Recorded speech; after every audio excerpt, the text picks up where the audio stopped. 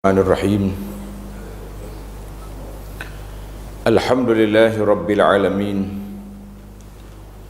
Wassalatu wassalamu ala rasulihil amin, Nabiyyina Muhammad ibn Abdullah wa ala alihi wa sahbihi wa man sar ala nahjihi wa ihtada bihadihi wa istanna bisunnatihi ila yaumiddin, amma ba'd. Yang dihormati Al-Fadhil Tuan Imam dan juga pengurusi majlis, para jemaah sekalian, Assalamualaikum warahmatullahi wabarakatuh. Alhamdulillah, kita panjatkan kesyukuran pada Allah Azza wa Jalla kerana pada pagi yang mulia, yang ceria ini kita dapat bersama dalam majlis ilmu, iaitulah majlis melihat ataupun menilai kepada keadaan kita hari ini. Bagaimanakah persiapan, bagaimanakah keadaan, sebab manusia ni kalau tidak ditinjau, kita rasa semua yang kita buat ni sudah baik, sudah sempurna dan tidak ada masalah apa-apa. Kerana itu ramai di kalangan masyarakat hari ini berkempen supaya membuat pemeriksaan kesihatan, yang tak sakit pun pergi buat juga, sampai bayar beratus-ratus, nak ambil darah lagi, ambil tu ambil ni, semata-mata kerana nak tahu penyakit. Jadi alhamdulillah, kita sebagai seorang mukmin juga perlu kepada pemeriksaan kesihatan kepada hati kita. Sebab Allah Subhanahu wa taala sebut dalam Al-Quran, A'udzubillahi minasyaitonirrajim, yauma la yanfa'u malun wala banun illa man atallaha biqalbin salim. Pada hari yang tidak memberi manfaat kepada harta benda dan anak pinak keluarga, kecuali mereka yang datang bertemu Allah Ta'ala dengan hati yang sejahtera. Maka kata di para ulama, sejahtera hati itu daripada dua perkara. Satu, dia panggil sejahtera daripada syahwat. Yang kedua, sejahtera daripada syubhat. Dia ada dua penyakit. Syahwat ni mari daripada mana? Mari daripada kehendak jiwa, kehendak yang ada itu dia panggil penyakit syahwat. Adapun penyakit syubhat itu yang menyerang akal pemikiran kita. Jadi dua penyakit inilah yang menyerang manusia, dan di bawah kategori ini para ulama telah menyenaraikan kepada kita beberapa perkara yang perlu kita semak. Kerana sakit itu dia mari bermula dengan sedikit kita buat tahu, biasa tu, kecil manis baru tahap berapa baru. Tak berpantang, tak pergi ambil ubat, akhir sekali potong kaki lah buat. Sama juga dengan penyakit kita ni, kita tahu kita ada penyakit, dia panggil amrad al-qulub, penyakit hati ada. Tengok orang senang sakit hati, tengok orang ni dengki, jadi tak habis-habis.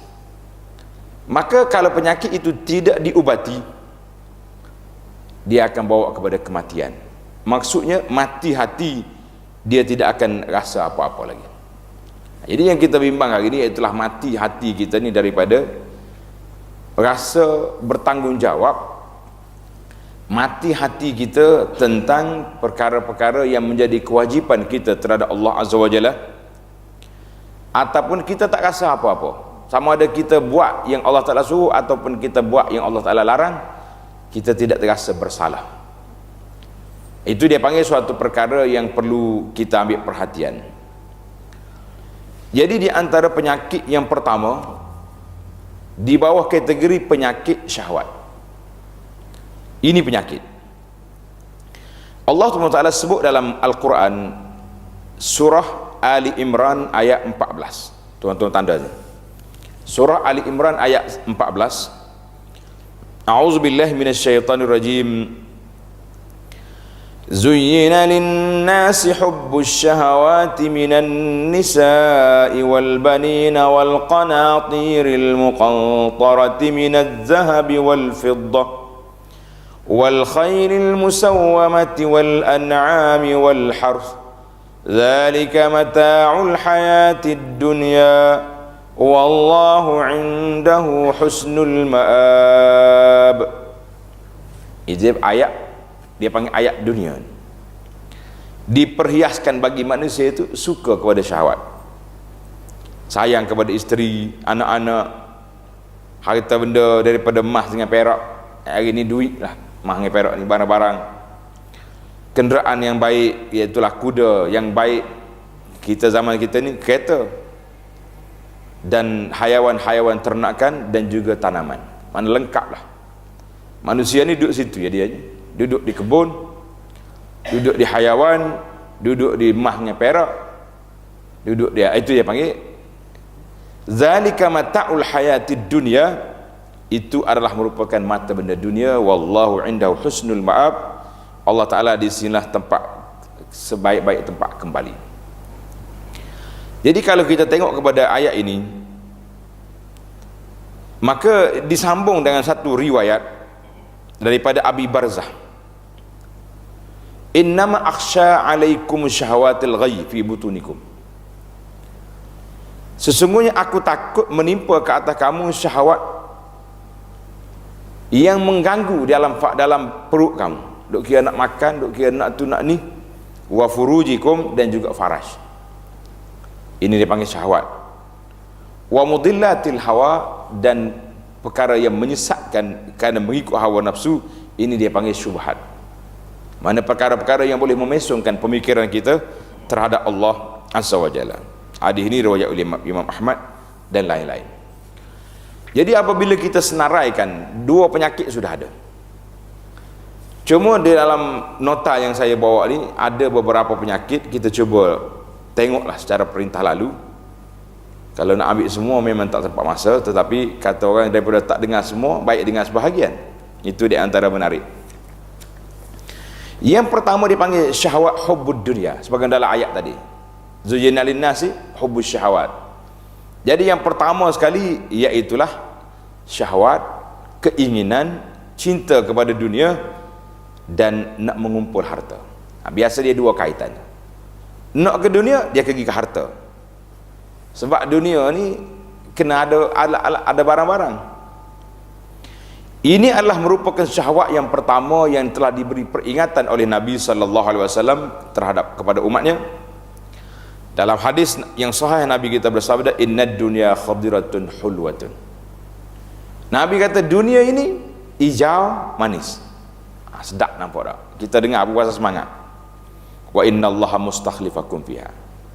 Tapi Allah Ta'ala lantik kamu supaya jaga dia. Kita ni penjaga ya, jangan duduk mentara kita jaga pakai anak ambil semua, tak jadi. Ambil, jaga setakat mana ada.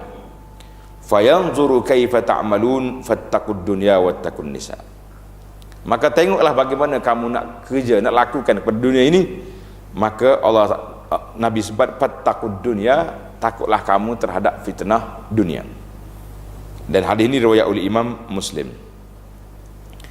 Jadi rezeki Allah kepada seorang hamba ni sudah tetap. Bila tuan-tuan rezeki kita telah ditetapkan? Ingat ke tak ingat? Waktu kita dalam perut ibu, ketika masih lagi 40 hari.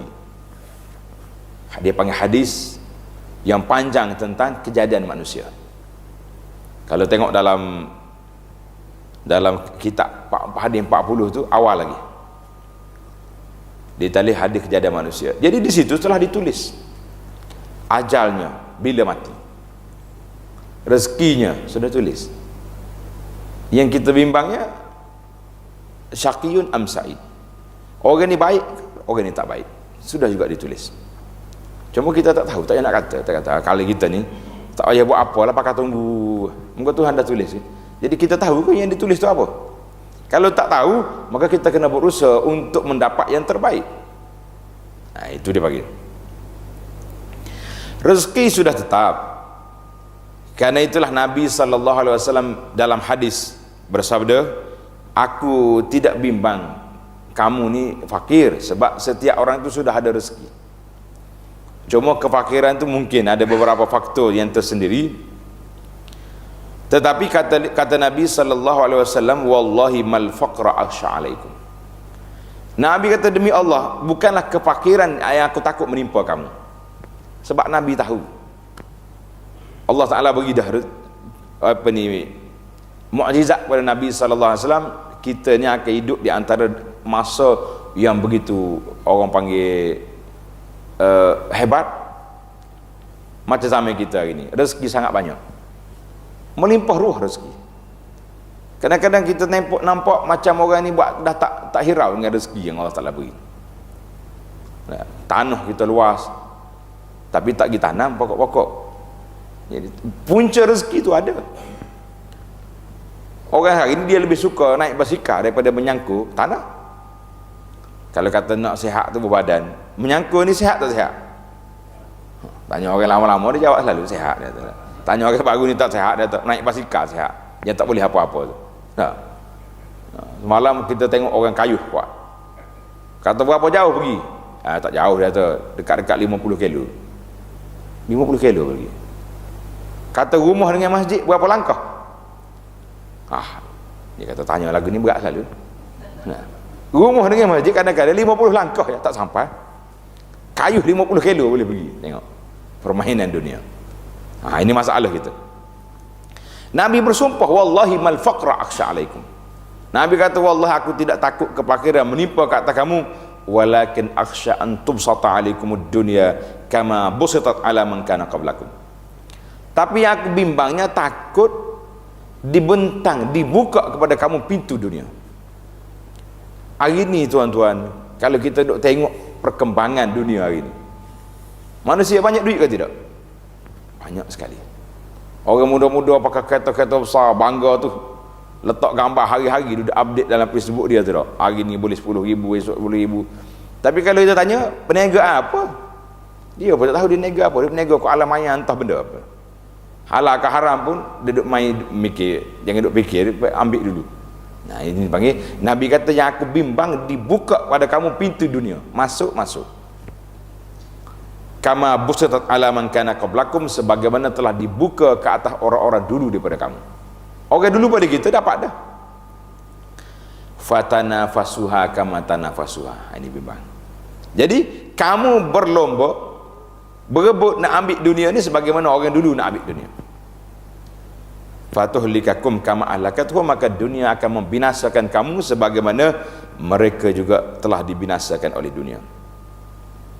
Hadis ini riwayat oleh Imam Bukhari dan Muslim. Jadi cinta kepada dunia, kita ni hari ni kena realiti bercakap. Cuma bila sebut penyakit, kita kena tashkhis buat. Hasan Basri rahimahullahu ta'ala ketika membincangkan masalah ini, dia kata, laulam takun lana zunub, kalaulah kita ni tak berasa apa-apa, tetapi dalam hati kita ni ada perasaan cinta kepada dunia, la khashina ala anfusina, katanya kita rasa bimbang, takut ke atas diri kita terfitnah. Kenapa? Allah Ta'ala sebut dalam Quran, turiduna aradad dunya wallahu yuridul akhirah. Nak kepada dunia, tak sedangkan Allah Ta'ala nak bagi kepada kamu akhirat. Ini kita, Allah Ta'ala nak bagi akhirat, kita duk ambil dunia. Maka kata dia, ambillah kamu apa yang Allah Ta'ala nak beri. Allah Ta'ala nak duk akhirat, kita ambil akhirat. Sayyidina Umar bin Al-Khattab radhiyallahu anhu, dia ni tidak terkesan kepada godaan dunia, sebab di zaman dia pembukaan negara sangat luas. Dia panggil pembukaan negeri. Zaman Sayyidina Abu Bakar, Sayyidina Abu Bakar ni mengentas sekejap je pemerintah dia. Maklum sajalah orang panggil jarak dia dengan Nabi terlalu jauh, kan? Nabi wafat, Sayyidina Abu Bakar ambil. Jadi tentulah jarak Nabi dengan Abu Bakar dari segi pentadbiran pemerintahan berbeza.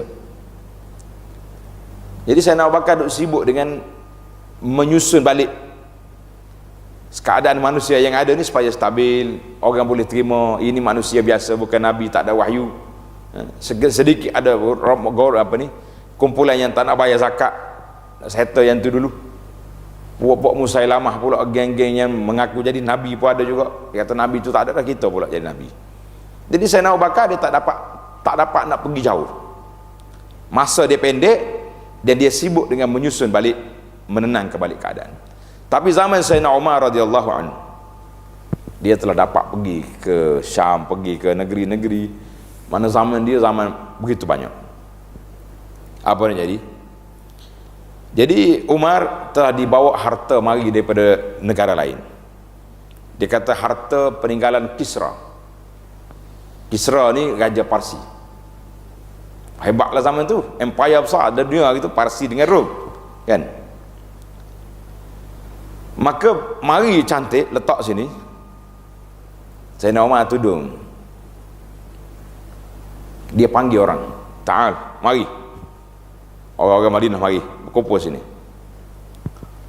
Bila ramai mari, fakushifa, buka tudung tengok, Allahu Akbar.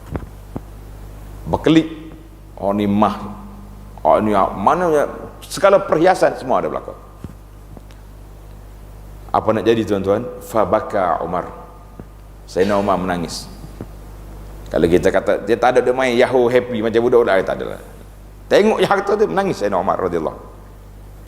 Orang bertanya dia, "Ya Umar, ma yubkika ya Amirul Mukminin?" Apa sebab tuan menangis? Kenapa menangis? Patut hari inilah hari kita bergembira, happy tengok harta banyak. Kata Sayyidina Umar, "Hazihi ghanaim ghanamallahu lana." Ini harta Allah Ta'ala beri kepada kita, tetapi kena ingat harta ini diambil daripada tuan dia. Nak ambil tuan dia tu terpaksa kena menumpahkan darah, terpaksa kena macam-macam perang. Itu kata Sayyidina Umar. Jadi Sayyidina Umar berfikir bahawa kita nak dapat harta dunia ni, kita terpaksa kena tumpahkan darah orang lain. Itu dia panggil satu perkara yang dipikirkan. Jadi apa yang ditangis oleh Sayyidina Umar radhiyallahu anhu itu telah disebut oleh Nabi sallallahu alaihi wasallam. Nabi kata apa? Kaifa antum? Sewaktu Nabi sallallahu alaihi wasallam dihalau keluar daripada Mekah. Tuan-tuan kena ingat, sejarah-sejarah ni memang sangat menarik untuk diingat. Dia dikejar oleh seorang Quraisy, nama dia Suraqah bin Malik. Ingat nama ni, Suraqah bin Malik bin Ju'shum. Suraqah bin Malik bila kejar Nabi sallallahu alaihi wasallam tak sempat dekat dengan Nabi, so dia punya kaki kuda dia terjeluh masuk dalam pasir. Ai, dia kata pelik. Kalau dia ni ibarat zaman kita hari ni, kita tahu belaka di jalan kampung kita ni, kat mana ada tol, kat mana ada lubang, kat mana ada apa ni, kamera rahsia tu, tahu belaka. Maknanya jalan ni bukan jalan pasir jelus ni, tiba-tiba masuk. Dia angkat kuda dia, kejar sekali lagi Nabi sallallahu alaihi wasallam, dekat dengan Nabi, sekali lagi masuk.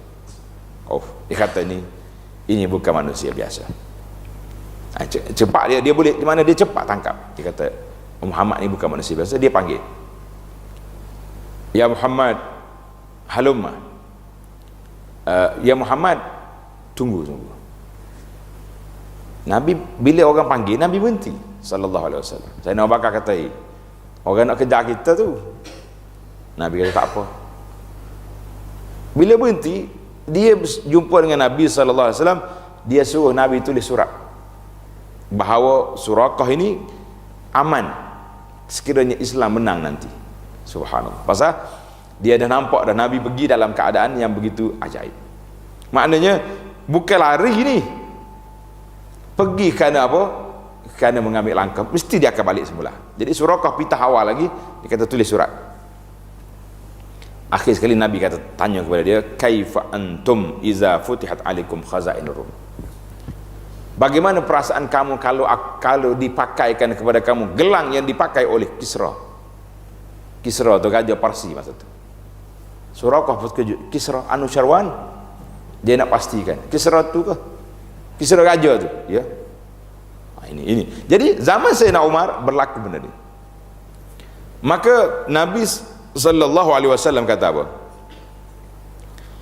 Bagaimana perasaan kamu kalau dibuka kepada kamu gedung-gedung Parsi dengan Rom? Allahu akbar. Kita ini tak tahu gedung negara mana. Amerika lah kali tak. Negara besar dunia hari ni. Ayyu qaumin antum? Allah. Kamu bagaimanakah kamu ketika itu kalau dibuka? Kata di Abdurrahman bin Auf, sahabat yang begitu hebat, kaya, dia sendiri kada bahari tetap mikir dah. Memang dia sudah kaya. Tapi dia kata apa? Naqulu kama amarana Allah, kami akan kata sebagaimana Allah Taala sebut. Nabi kata aw ghaira zalik, tak ada hal lain ke? Ya, Nabi menekankan di sini bahawa godaan ini jarang orang lepas. Nabi kata tatanafasun, kamu akan berlomba-lomba untuk nak mengejarnya. Summa tatahasadun, kemudian kamu akan berhasad. Summa tatadabarun, kemudian kamu akan putuskan hubungan. Sebab kita sudah mari cerita yang tadi. Jadi para jemaah sekalian, ini disebut kepada kita tentang betapa bahayanya keadaan yang tersebut. Maka godaan ini Nabi sallallahu alaihi wasallam gambarkan kepada kita para jemaah betapa bahaya yang menanti ini. Nabi kita beri gambaran, badiru bil a'mal. Nabi kata segeralah kamu beramal, beramal. Jadi kita hari ini pun kena segera beramal, sebab fitanan kaqita'il lailil muslim, selagi akan datang suatu masa fitnah seperti malam yang gelap. Kalau Nabi SAW kata malam, cukup dah, malam itu memang gelap, tapi Nabi tambah lagi lailil muslim, malam yang gelap. Kenapa? Nak gambarkan fitnah yang akan mari ini sangat-sangat bahaya. Mana kalau orang kata malam sama-sama ada bulan nampak lagi, ini tak ada apa dah, gelap. Yusbihur rajulu mu'min. Pagi-paginya seorang itu jadi mukmin, dia mari solat, dia baca syahadah, dia beriman. Lepas pada solat, keluar daripada masjid, pergi ke mana geng-geng dia, jumpa dengan kawan-kawan, duk bercakap tentang Islam, wa yumsi kafiran, pada petangnya jadi kafir. Na'udzubillah. Wa yumsi mu'minan wa yusbihu kafiran, ataupun sebaliknya, ada orang pagi yang beriman, petang kafir. Ada orang yang petang beriman, paginya kafir. Sebab apa? Ini sebab yabi'u dinahu bi'aradin minad dunya, kerana mereka ini nak jual agamanya dengan mata benda dunia. Hari ni mana ada orang takut? Zaman kita ni ada orang takut tak? Tak takut mana? Nak mengeluarkan pandangan yang pelik-pelik, Allahu Akbar, tak usah kata apalah.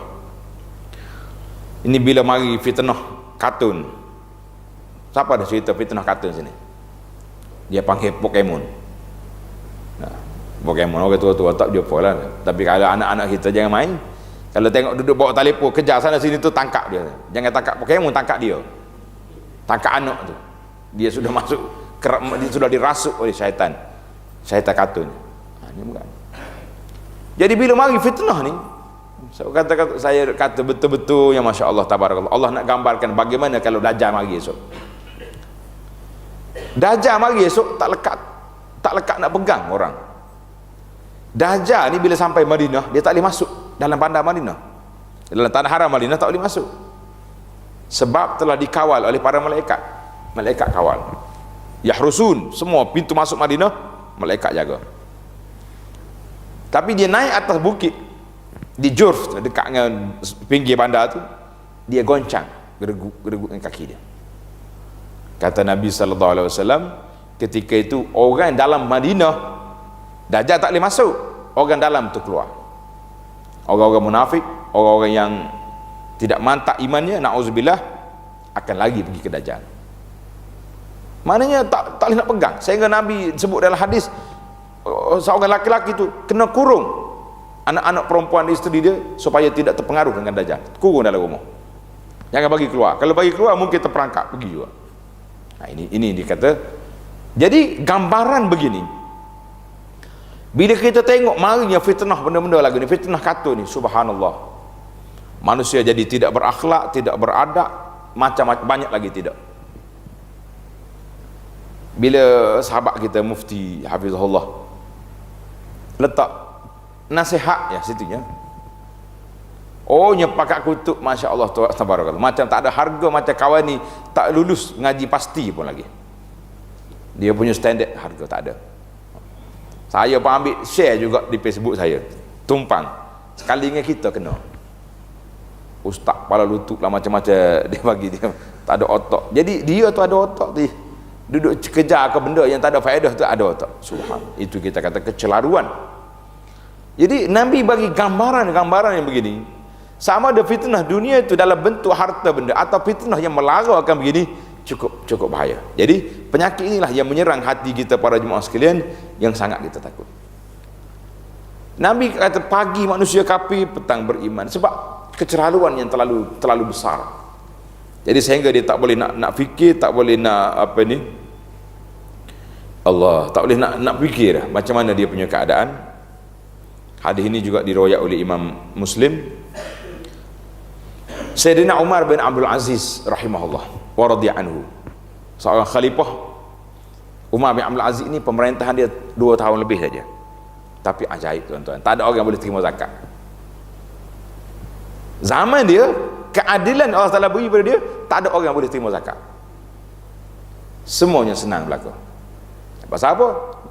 Bila orang dah banyak duit, orang dapat kesedaran, maka zakat itu banyak beri. Bila banyak beri, jadi semua orang itu dah kenyang belaka, tak ada nak bagi orang ni. Saya pun nak keluar zakat juga. Jadi tak ada orang miskin. Sebab apa tak ada orang miskin? Jadi para ulama mengatakan 2 masalah sini. Yang pertama sekali, Allah Ta'ala sebut dalam Quran, walau anna ahlal qura amanu wattaqau la fatahna alaihim barakatin minas sama. Kalau penduduk negeri itu beriman dan bertakwa, Allah Ta'ala buka keberkatan daripada langit dan bumi. Maknanya pintu kesenangan itu mari. Punca. Yang kedua, kerana pemerintahan yang adil. Pemerintahan yang adil, dalam buku sejarah tulis di zaman Bani Umayyah, tersimpan dalam muzium. Kalau kita kata nama muzium lah, tersimpan dalam muzium dia biji syair gandum atau bali yang kecil ujung ni, tapi dia punya besar macam biji tamar. Jadi orang dia tulis di situ, ini syair yang tumbuh di zaman pemerintahan yang adil. Subhanallah. Letak kita kalau boleh buat pameran juga benda-benda lagu ni, buah-buah yang tumbuh di zaman kesuburan, di zaman pemerintah adil, letak di pameran. Kemudian yang tumbuh pula di zaman pemerintah lain pula besar juga, tapi kelon lah, macam-macam, kena penyakit ada. Umar bin Abdul Aziz sehingga menjadi masal, sebutan orang. Dia kata zaman Umar bin Abdul Aziz, manusia duduk bercakap, pagi-pagi duduk bercakap, lepas solat subuh semua pakai tanya, awak berapa juzuk Quran baca, orang ni berapa Quran, berapa surah hafal. Itu perbincangan. Mari zaman lain pula, saya pun tak nak sebut nama khalifah, Allah yarhamu, nah, kita kata rahimahullah, khalifah itu orang duk cakap tentang berapa bilik rumah baru buat, berapa besar bangunan, berapa. Jadi orang duk sibuk tentang benda-benda lain. Orang duk sibuk, mari khalifah, orang duk sibuk tentang berapa orang kamu ada hamba, berapa orang. Jadi duk sibuk dengan isteri, duk sibuk dengan orang perempuan. Maka timbullah ahli falsafah mengatakan annasu ala dini mulukihim, manusia itu mengikut gaya hidup pemimpin. Manusia mengikut gaya hidup pemimpin. Ada kalau pemimpin duk bermewah-mewah dengan benda di benda ni, rakyat akan ikut. Satu. Mari zaman kita hari ni, para pendakwah di zaman abad kita ni pula tukar punya falsafah. Tukar. Kalau dulu manusia hidup mengikut pemimpin, dia kata zaman sekarang ni annasu ala dini i'lamihim, manusia hidup hidup apa ni, hidup mengikut gaya siapa? Gaya media mereka. Dah TV hari-hari duk tayang benda ni, akhir sekali habis benda ni. Nah, siapa anak kita kalau nak makan ayam tak cari kedai-kedai kampung ni, nak cari kat kedai hak ada kepala orang tua tu. Mana? Jadi maknanya gaya hidup sudah bertukar. Umar bin Abdul Aziz lama waliyal khilafah, bila dia dilantik menjadi khalifah, apa jadi tuan-tuan? Bakar, menangis. Orang bertanya dia, ya Aba Fulan atakhsha alayya, kenapa tuan menangis? Kenapa bungis? Jadi orang tanya dia, kenapa tuan menangis? Patutnya bila jadi khalifah suka lah kan, orang pakat duk taniah belakang dia nangis. Dia tanya balik, kaifa hubbuka lid-dirham. Jadi orang tanya dia balik, kenapa tuan menangis? Bagaimana perasaan tuan dengan duit-duit yang ada ni? Dia panggil dirham zaman itulah, qalil uhibbu. Umar kata, aku biasa, macam biasa juga, la zuhud, tak mau-mau buat aku. Qala la takhaf fa innallaha sayu'inuk. Orang pakat nasihat dia, tuan khalifah jangan takut, Allah SWT akan bantu tuan. Tapi kalau awal lagi, belum akad sumpah lagi, istilah kita sekarang dah, belum akad sumpah lagi dah bertukar kita punya tu, itu masalah besar. Baik, kita cuba tengok. Ada beberapa tanda manusia ni telah dikuasai oleh perasaan hubbud dunia, cinta kepada dunia. Yang pertama sekali, tanda itu kita buat nota masing-masing. Bai'ul akhirah bil iqtiraf minal mal, jual kepentingan akhirat dengan mengambil harta yang tanpa kita tengok halal ataupun haram. Ini masalah. Hari ini tak tahulah, marilah orang jual saham apa pun, pakai beli belakang.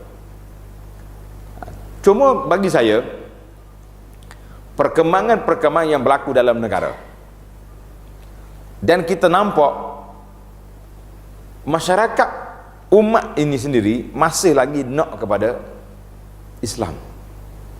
Bila pegawai-pegawai yang bekerja dapat tukar kepada patuh syariah, dia panggil KWSP, nampak manusia ni berebut, berlomba-lomba pakat pergi. Hari pertama tu panjang beratur, maknanya aku tak nak tangguh dah. Bila tanya sahabat-sahabat ni kenapa sampai berebut banyak hari lagi kan, saya tak bimbang, takut mati petang ni, belum tukar lagi kepada patuh syariah. Bermakna saya redha saya ni, akaun saya duduk dalam yang tak patuh. Subhanallah, itu kesedaran masyarakat begitu tinggi. Maknanya umat ini masih ada kebaikan. Kuntum khaira ummatin, ayat Quran itu turun untuk kita. Jangan kata itu untuk sahabat-sahabat Nabi lah, selagi tak kiamat Quran tu masih valid, masih terpakai. Jadi kita kena letak positif. Dia kata binasa habis dah umat Muhammad lah. Sampai dalam riwayat kata siapa dia membinasakan umat ini, dialah membinasakan. Kita kena kata umat dalam keadaan begini, tapi ruang kebaikan masih ada ke tidak? Masih ada. Karena itu saya bila mari musim haji, orang pakat nak pergi Mekah lagi.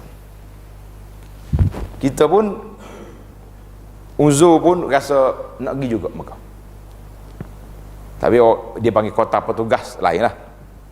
Kalau kota tak petugas ni payah nak dapat kan, sampai 5-6 tahun tunggu pun tak dapat lagi. Jadi kita yang diberi peluang oleh Allah SWT melalui kota tersendiri, dia panggil kota petugas.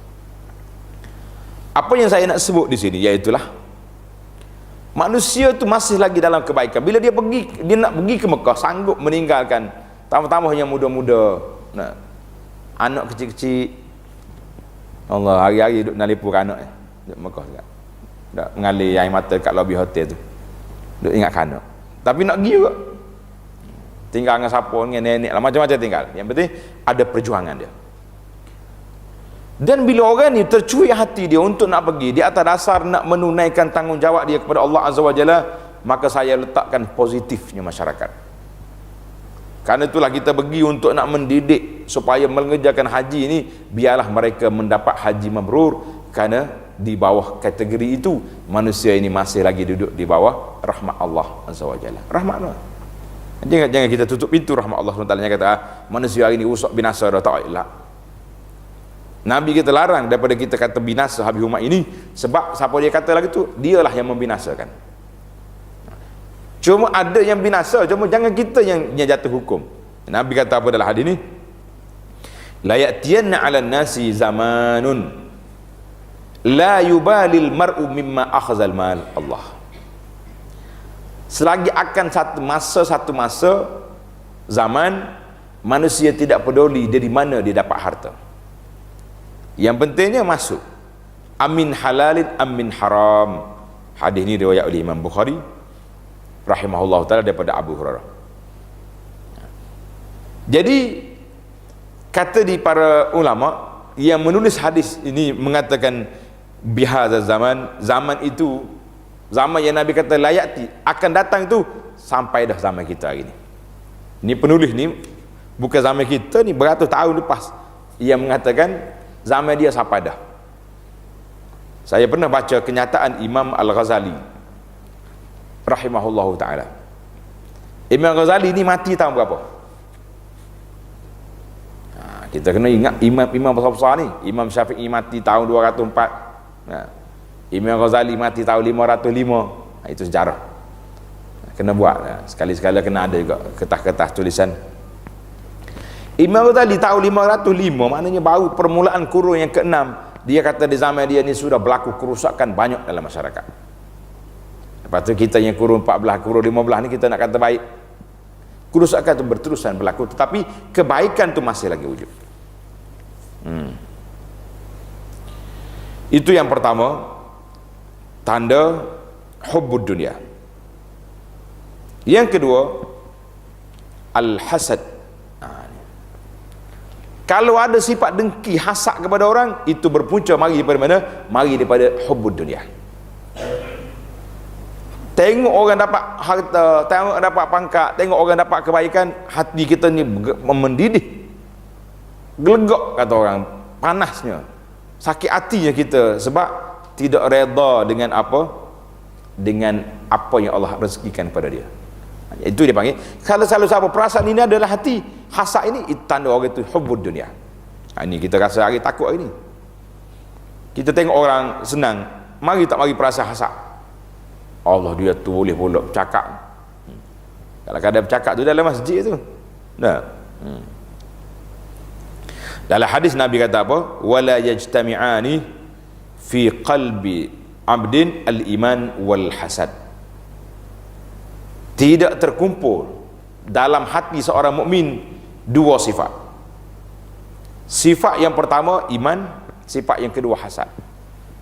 Manakala lagi ada dah sifat ini dalam hati kita, bermakna kita tidak benar-benar beriman kepada Allah Azza wa Jalla. Iman ada, tapi tidak mantap. Jadi bagaimana kita nak buang, nak kikis perasaan yang tak baik ini, macam mana? Jadi inilah yang kita berusaha, yang kita kena belajar, kita kena muhasabah supaya dapat hilangkan penyakit yang besar ini. Kadang-kadang kita tak perasan, tak tahu ada penyakit berat dalam jiwa kita, tak tahu. Tapi bila kita rasa tengok orang sakit hati, dengki dengan orang, hasad dengan orang, kalau boleh kak, orang-orang yang kita benci, tak suka tu, kalau nampak dia senang tu, berasa nak cari tuk bomo selalu dah. Biar kalau dia berniaga untung, biar bankrupt. Kalau dia nampak happy, bahagia, biar dia macam-macam perasaan nak menghilangkan nikmat orang. Itu dia panggil dalam hati tak tahu apa benda. Yang ketiga, kasratul hadisi anha. Tanda cinta dunia, banyak bercakap tentang dia. Banyak bercakap tentang dunia. Kalau duduk dengan dia tak ada projek tu, projek ni. Saham tu, saham ni. Jadi itu dia panggil tanda orang tu sayang. Kerana kata di para pengkaji mengatakan, man ahabba syai'an aktsara min zikrihi. Siapa dia suka kepada benda, satu benda, dia akan sebut banyak benda tu. Kita ni kalau sayang ke anak, bercakap dengan kawan ke, dengan siapa ke, duk cerita ke anak dia. Oh, anak dia nama apa contohnya, nama Ahmad. Ahmad agak gitu, Ahmad makan, Ahmad berjalan, Ahmad lompat, habis cerita. Macam orang lain tak ada anak cucu. Macam dia seorang yang ada anak. Itu tanda dia sayang. Mana kau duduk kawan-kawan cerita apa-apa, cerita cucu dia. Jadi dia panggil tanda. Jadi kita pun kalau duduk bercakap kita tentang benda tu benda ni ya, Allahu Akbar. Ada seorang dulu orang cerita, kalau bercakap dengan dia asyik duduk tengok lengannya. Rupanya dia nak bagi tahu dia ada gelang baru. Tu ya dia. Kejap-kejap dia tengok. Orang apa tengok juga. Dia seronok orang duduk tengok belakang dia tu. Dia kata apa dia? Dia sayang benda tu, sayanglah. Jadi ini tanda. Tak ada lagi kita tak. Alhamdulillah kita tak banyak bercakap tentang dunia ni. Maknanya tidak begitu di kecintaan tu semua orang ada. Naluri manusia, tapi orang panggil tidak dikuasai oleh perasaan tersebut yang menyebabkan kita duduk dalam keadaan yang bahaya. Yang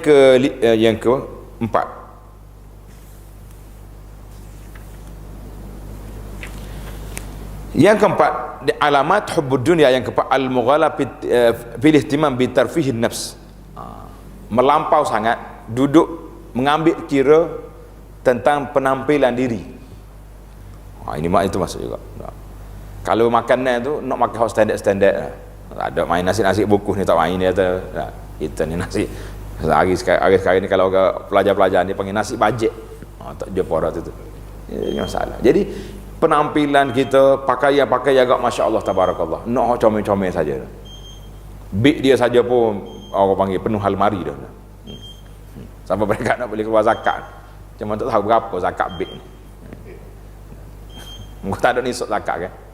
Jadi kalau ada zakat ni, coba kita tengok lembu 30 ekor kena.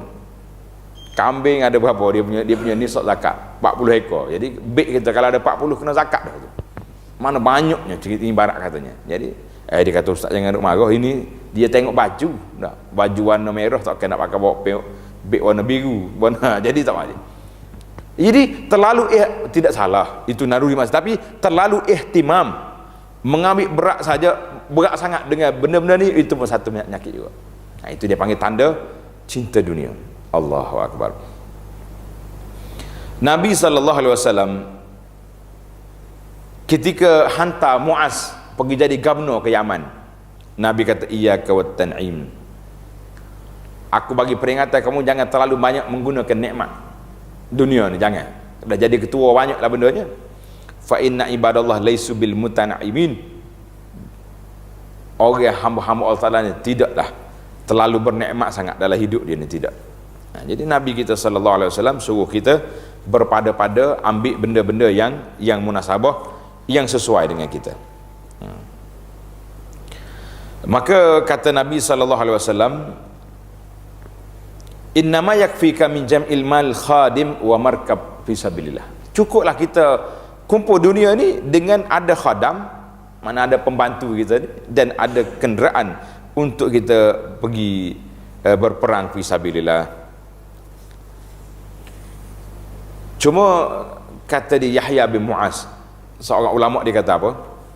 Jangan terlalu mencerca dunia. Kalau tengok marah lalu, ni dunia belakang dulu. Sebab apa? Ad-dunya khazanatullah. Dunia ini sebenarnya gedung segala nikmat yang Allah Taala letak dalam dunia ni.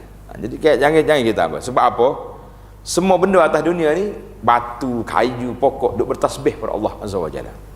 Jadi kalau kita cerita dunia semata-mata tak boleh. Kita cerita maknanya pengambilan dunia yang terlalu melampau, itu yang disebut oleh para ulama supaya kita jangan buat.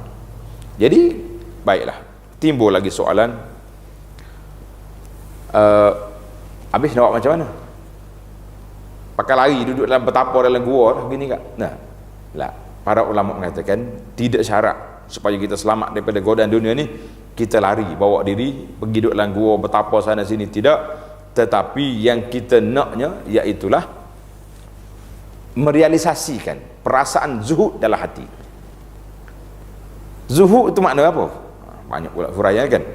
Zuhud itu bermakna tidak mencampakkan perasaan cinta dunia tu dalam hati. Mana kalau hilang dunia tu, tidak sampai duka cita sedih yang melampau-lampau. Itu dia panggil. Ambil tak salah. Bahkan ada setengah ulama dulu mengatakan, kanal fil mali fima mada yukrah. Harta ni zaman dulu, zaman-zaman sahabat-sahabat dulu, orang pakat tak suka belaka. Tapi zaman kita ni, kata Sufyan Ats-Tsauri, ulama di kalangan ulama tabi'in, fa ammal yaum fa huwa turs lil mu'min. Hari ini menjadi senjata perisai bagi orang mukmin dengan ada harta. Kita nak bercakap pun, nak pergi nasihat ke orang, nak jadi pendakwah, kalau tak ada harta langsung, orang tengok miskin hangit dia ni nak. Siapa orang nak dengar pun tak ada. Kalau tengok nampak ada sedikit kesenangan, dia kata jangan main dia ni orang hebat ni. Lepas satu lagi, nasihat orang kaya-kaya tu lebih didengari oleh nasihat orang-orang miskin, tak jadi. Maka ke dunia tu yang kita nak ambil, iaitulah zuhud di dalam hati. Apa makna zuhud? Kalau dunia itu hilang, tidak ada sampai peringkat, kita mempunyai perasaan yang begitu dahsyat. Itu dipanggil zuhud. Baiklah, mungkin yang terakhir dalam perbincangan kita ini, iaitulah apakah tip untuk kita tanamkan sifat zuhud dalam hati kita.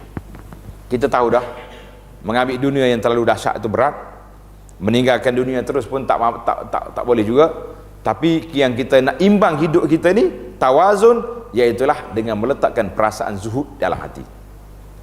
Apa dia zuhud itu? Bagaimana kita nak menanamkan sifat zuhud? Iaitu dengan cara kita membuat perbandingan. Dia panggil al-muqaranah. Buat perbandingan. Kita hari ni ambil dunia, tak kira halal atau haram, sedaplah waktu hidup ni. Tapi kita nak hidup berapa lama? Timbul soalan, nak hidup tu berapa lama? Kadang-kadang orang yang pergi berhutang berpuluh ribu, beratus ribu hutang dengan bank. Kau hutang dengan orang ke, dengan ceti ke, tak, dengan buah-buah alung, macam-macam hutang dia. Kerana kononnya nak menyenangkan hidup anak-anak. Tak berapa lama hutang, rumah pun tak siap lagi, mati. Inna lillahi wa inna ilaihi raji'un. Anak-anak tak ada masalah, dia boleh ambil rumah tu, boleh ambil barang-barang yang dibeli oleh ayah dia. Tapi yang bermasalahnya bapak dia tu dalam kubur, dengan ribanya, dengan apa-apa yang tak patut. Dia yang bermasalah. Harta yang dia kumpul tadi boleh ke orang lain duduk senang-senang atas dunia. Jadi kita letak. Jadi kalau kita boleh letak muqaranah, perbandingan di antara kehidupan kita di dunia ni dengan akhirat, bagaimana? Apa kepentingannya nak cari benda yang lebih daripada kemampuan kita? Apa kepentingannya nak ambil? Jadi kita buat pada situlah kita boleh berfikir supaya kita hidup di antara itu.